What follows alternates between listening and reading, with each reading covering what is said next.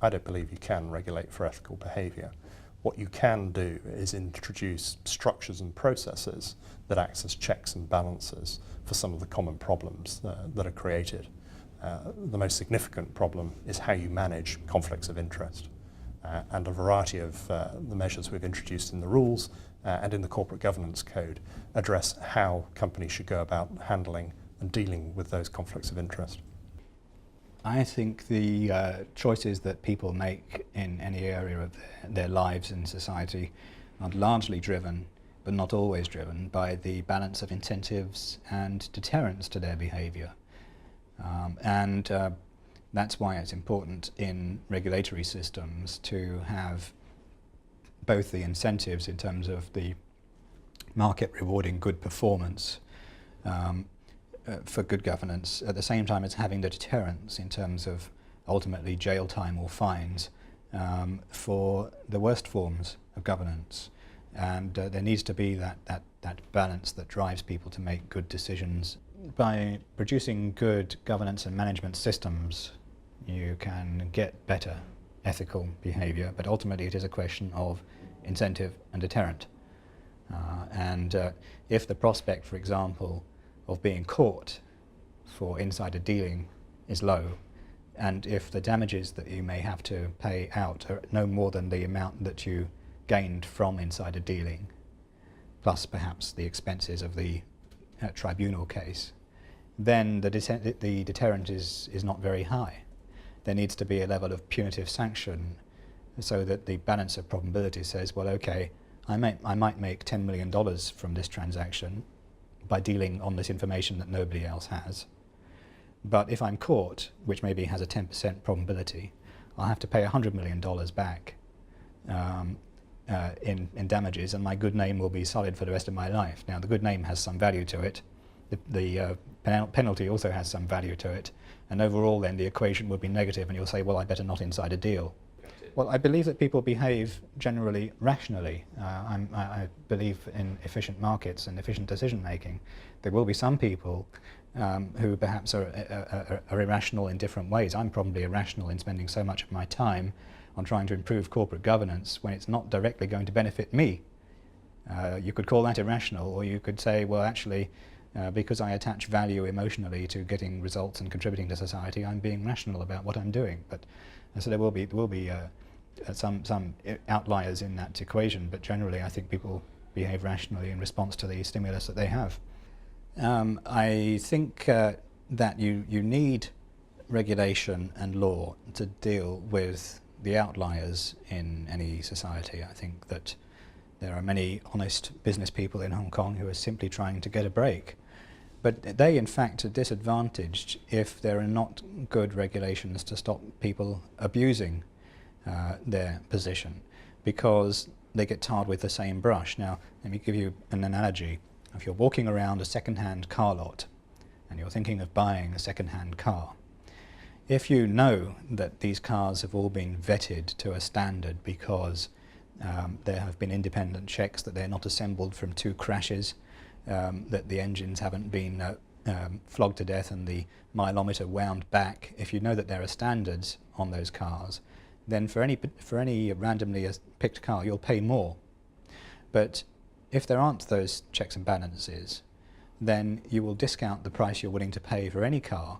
And the guy who has looked after his car and from the day he bought it, washed it every week, had the oil changed every 3 months, treated it like his own child, he will feel that he's not getting a fair price for that car, because he'll say, well, you're treating me like everybody else.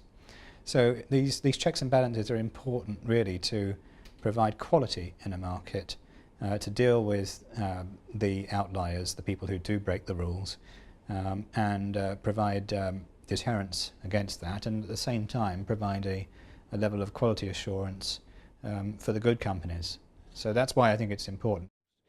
So I guess ethics the most basic components of CG. But at the same time, we cannot just rely on ethics as a system, but to what extent you should introduce more controls and monetary incentive and other rules and regulation. I think much depends on the ethical standard of the individual and the whole corporation. If we have find the ethical standard low, then probably we have to introduce more control, more rules, more regulation, and more enforcements. That will create higher costs for everybody. But if we find the ethical standard is high, everybody know their role, their responsibility, and everybody exercise, appreciate, and observe all those, the CG core values. Then I think it's just like the air, in the room, in the building. When you breathe, it's just like you take into the core value every day. You never will have a second thought committing any misbehavior, misconduct. All right. You always put the whole organization as the #1 priority. You always, try to get the best balance between the different stakeholders. This is already part of your, daily work. You don't really think there should be a separate, set of a manual you have to look at. All right. If everybody know all these ethical values and practice these values, all right. So it's become almost breathing, so natural. But as a society, as a system, it can never be so perfect. So we still need some control. We still need some measures. We still need the rules. We still need the government to ensure the minimal fairness and to interfere, in case there's some,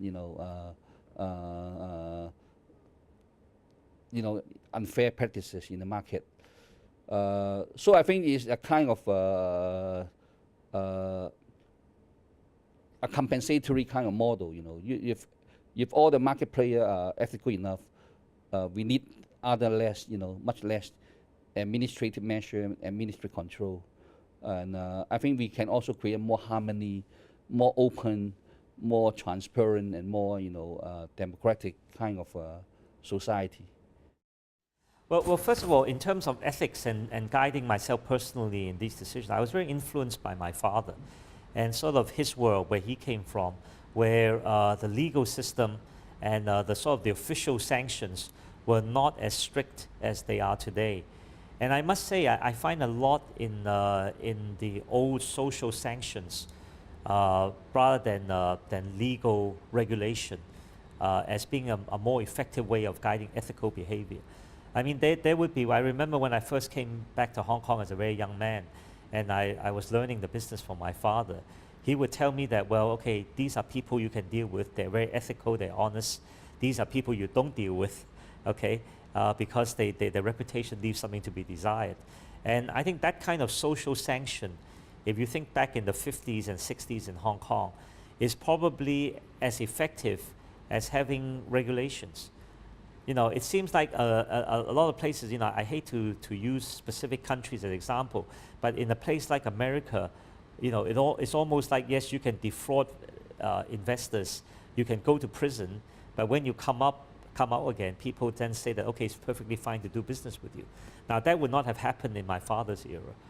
And I think as a result, it's a stronger deterrent sometimes than even some of the very draconian laws and regulations that are now enforced in America, for things like ethics and fraud and corruption. And of course, Hong Kong has ICAC, and sometimes a strong hand is needed. Okay, but I would say in general, maybe what we need a lot more of is the more old-fashioned way of just knowing who you do business with, and relying more on personal integrity of the people you do business with than on legal sanctions if they did something wrong. I think that's the same thing in terms of hiring people. If you have doubts about somebody's character, you don't hire them, and you don't wait for them to do something wrong and say, okay, you're transgressing the law or company regulations. So I feel more like that in terms of working, and that there's always something to be learned from, and there are certain things, in the Chinese sort of business community, there are certain good lessons that we learn as well as something bad that we want to change.